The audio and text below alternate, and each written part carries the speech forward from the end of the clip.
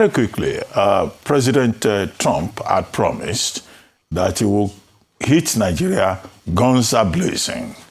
But now, he gave us a Christmas gift yesterday on the occasion of the birthday of our Chief of Defense, of our Minister of Defense now. He used to be CDS, Christopher Musa. He came bomb a-blazing in the northwest part of Nigeria, in Sokoto to be specific. Now, what's your assessment of this, particularly Nigerian government and the U.S. government saying this was done, you know, in collaboration with the Nigerian government in faithful obedience of the principles of sovereignty and international law?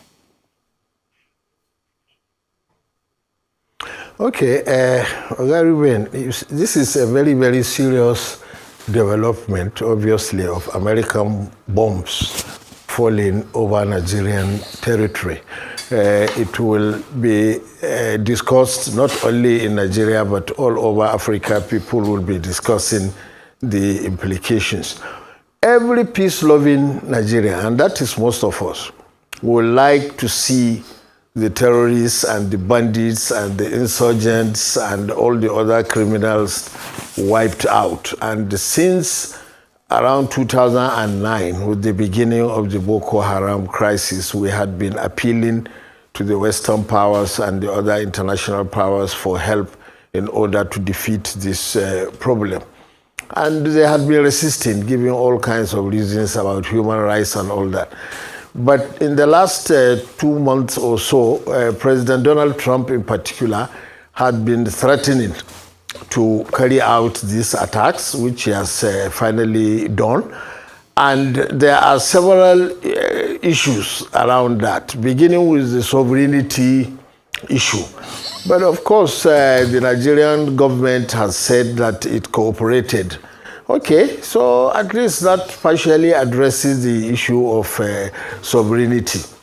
But then there are other issues, like the choice of targets was also curious, because if you say the attack was directed at ISIS, one would have thought that the part where the bombs dropped, southeastern Sokoto state, is the relatively safe part of Sokoto state, and that in Sokoto state too, it is the northeastern part adjoining Zamfara state where the bandits and terrorists are most active, right into Zamfara state and the western part of Kebbi state. And also, it is in the northeast specifically that we have the ISWAP, which is openly paying allegiance to ISIS, as well as the Boko Haram. Boko Haram does not pay allegiance to ISIS, but they have the same modus operandi, and they are the worst of the terrorist groups that we have, because if you remember,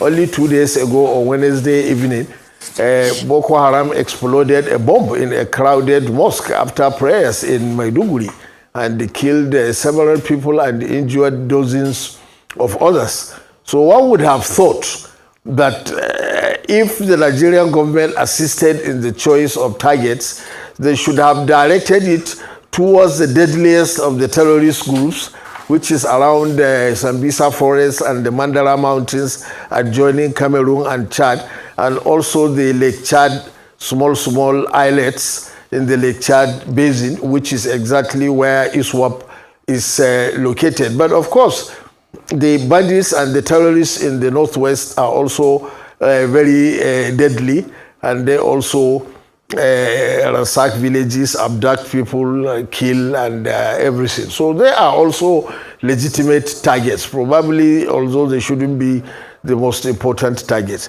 Then there are other questions. For example, you know, President Donald Trump, his messaging complicates matters.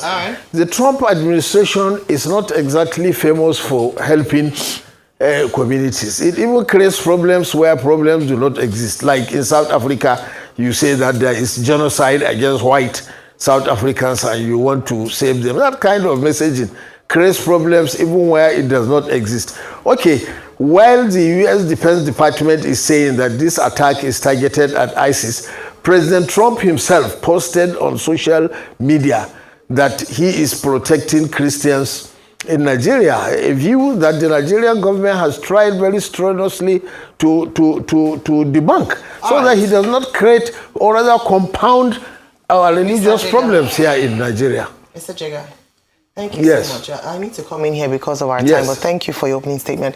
Just a few things you said around the choice of location. I don't know if you had the opportunity to hear the analysis this morning. Dr0pped actually addressed that around intelligence gathering and how in some instances the state or the place of attack is not necessarily where the bandits or the terrorists operate from, where their cells are located.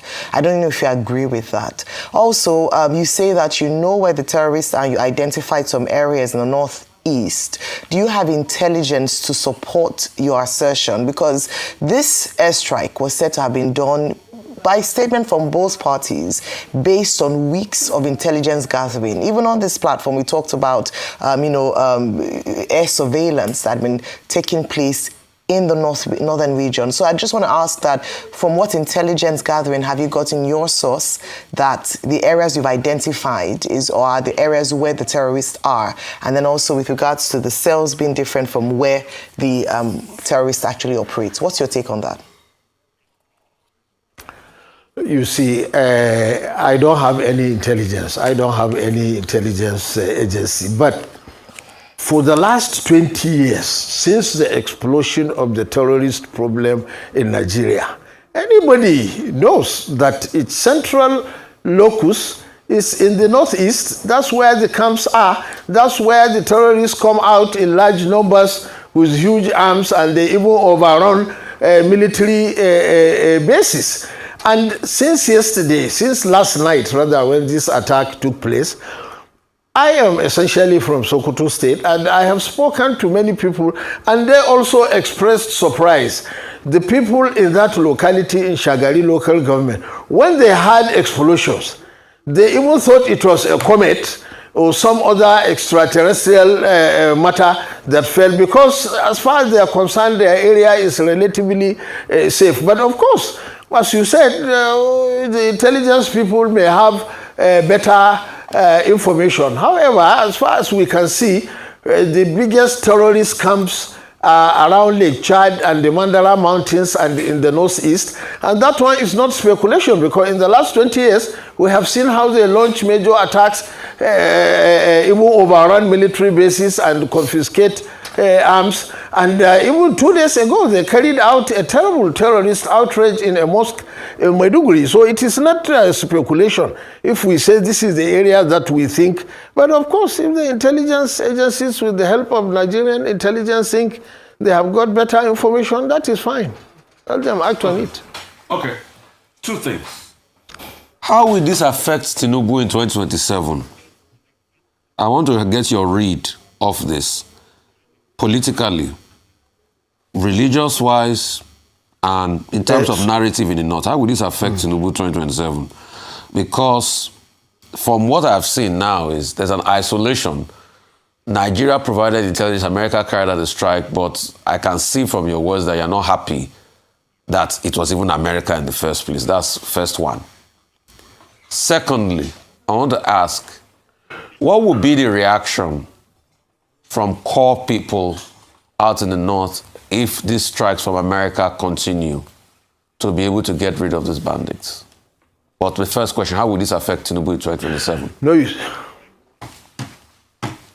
you see, it is not America as such. After all, for many years, since the start of the Boko Haram problem, successive Nigerian governments had been appealing to the Western powers for help with weapons and the intelligence and support. And even in specific cases like during the abduction of the Chibok girls and all that, we had been appealing if they can help us to retrieve the girls and combat the terrorists. That's what we have been doing.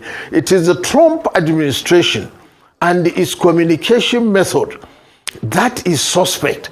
In particular, it is clear that President Trump ardently plays to his domestic political base for support in his communication and in his actions which is why he encircles countries like Venezuela, bombing boats left, right, and center in the Pacific and in the Caribbean, even despite opposition from his own congressmen and many of his own countrymen. So you have to worry about the motives of an administration like that. And you know, Americans have caused problems where they did things against the advice of the African Union, like in Libya, which in the end is even the source of all the arms that flew into came into the Sahel and created most of the problems that we have right now, and also compounded the problem in Somalia and in Sudan. So that is our concern. Mr. Jega, you just made my point. You just made my point for me, because if it was a Nigeria bomb that dropped on the ground, you have no problems. But as long as it's an American bomb, there's a problem with it. That's it. And I get that narrative. Secondly, how will this affect Tinubu in 2027? And if more American bombs drop in Sokoto and even in Borno and other parts, what would be the reaction from you or people from the north, as long as it's American bombs dropping? No, I don't think many people will blame the Tinubu administration for what is happening now, because President Donald Trump, when he first made the threats, it was clearly not in coordination with the Tinubu administration or the government of Nigeria, because the Nigerian presidency immediately pushed back and said, your understanding of the situation is not correct, that it is true we have a terrorism and banditry problem and serious insecurity problem in Nigeria, but it is not an interreligious war or a genocide against one religious community as you are pushing. So the Tinubu administration did very well in pushing back on the misguided narrative by the Trump administration. And then they sent all these delegations to the US to negotiate. Of course, those are confidential conversations. We don't know exactly what was said or what was agreed, but probably we are beginning to see the result now. So I don't think anybody will say it is the fault of the Tinubu administration that they have brought the American bombs dropping in the country. I don't think so. And for now, I don't think it will have a serious effect on 2027 calculations. But we will see if the situation gets out of hand in the weeks and months to come. So if more strikes happen, what will be the reaction? More American bombs. Quickly, sir, as we wrap up. If more American bombs drop, what will be the reaction? Despite the fact that Nigeria still provides intelligence, government provides intelligence. In one sentence, if more American bombs drop, what will be the reaction? In one sentence, please. But everybody will be happy if the Americans and the other Western powers provide not only intelligence but also material help to assist the Nigerian security agencies and government to fight terrorism and insecurity all over the country. That's what we have been praying for a very long time. Well, thank you. That's on that note. So thank you very much for your time with us.